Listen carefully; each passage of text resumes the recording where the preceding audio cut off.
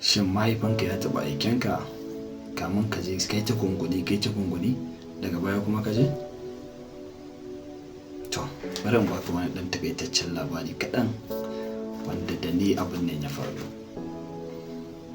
Lokacin mahaifina yana da rai kamun Allah ya mai rasuwa. Wata rana ba shi da lafiya, ina zaune a unguwan Kanawa, shi kuma yana zaune a Hayin Banki. Akwai yayyuna guda biyu waɗanda suke zaune su ma a unguwan Kanawa, dukansu suna da aure. So lokacin da ya zo ba shi da lafiya sai aka ce ni na je na jinyan shi, na zauna tare da shi duk da ina zuwa makaranta.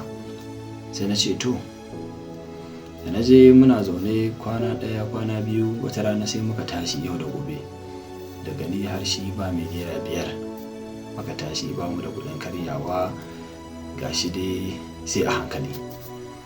Sai ya ce mun to yau ya za a yi? Sai na ce mai to gare mu ga Allah.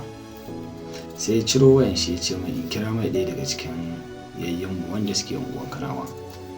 Sai na ce mai to, sai na kira wani yayana, da na kira shi sai na haɗa shi da baban namu. Sai ya ce mai gashi nan mun tashi ba mu da ko abin da za mu karya da ni da Mustapha.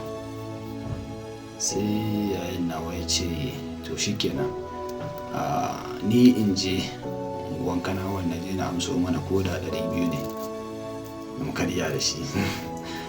Duk da lokacin kuɗi yana da ɗan albarka, amma gaskiya 200 ta yi kaɗan sosai. Dan daga kawo Hayin Banki zuwa unguwan Kanawa lokacin ana ɗaukan mutum naira 50 ne a cikin bus. Sai ya ce mun to ya ce ka je ka amso ko da 200 ne haka zuwa 300, ka je ka amso. Sai na ce mai to shikenan, yanzu a me zan tafi? Sai ya ce mun ka je a ƙasa. Sai na ce mai to shikenan. Na fito na hau titi na fara tafiya, ina da tafiya. Akwai wani gidan wani General Hassan Usman Katsina ne ko kusa da signboard, an kusa kai signboard wurin.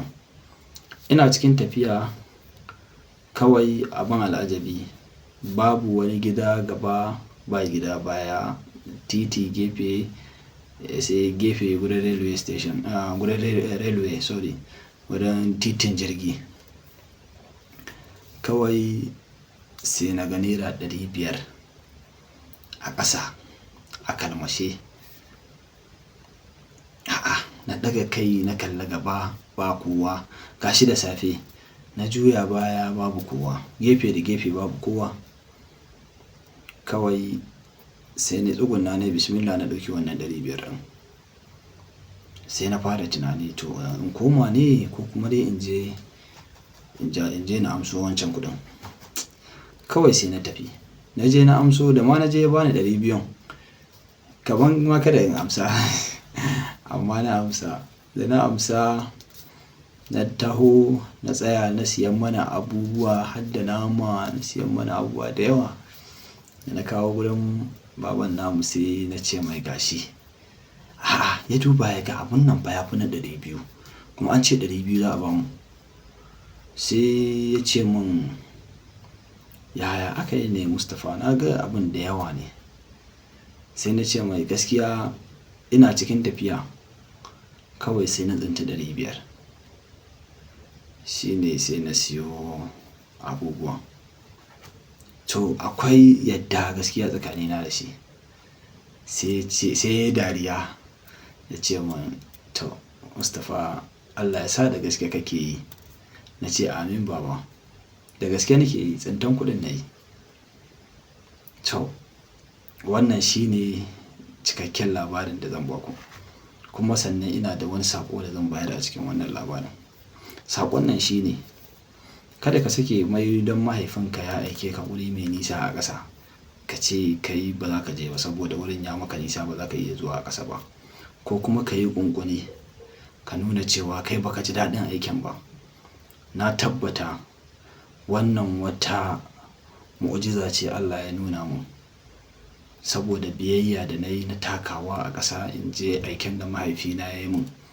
Duk da cewa ba na son zuwa amma kuma dole na ne in je.